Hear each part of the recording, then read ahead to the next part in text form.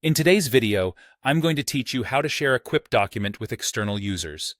Let's walk through the process from start to finish so you can confidently give the right people the right access without oversharing. Begin by opening the Quip document or spreadsheet you want to share.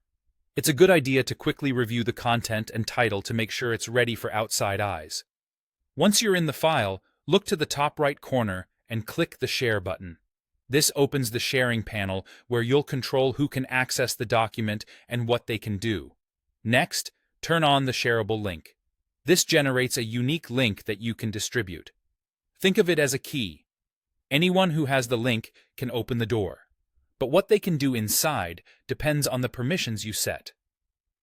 Now, go to Link Settings, or a similarly named option, usually represented by a gear icon. Here's where you choose the access level. If you select View Only, external users can see the document but can't change it.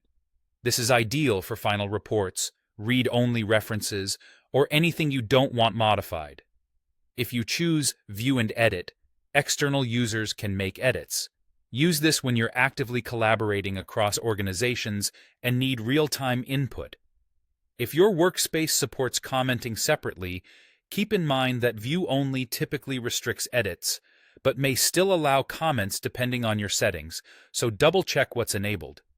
To make sure people outside your company can actually open the document, turn on the setting that allows access outside of your organization.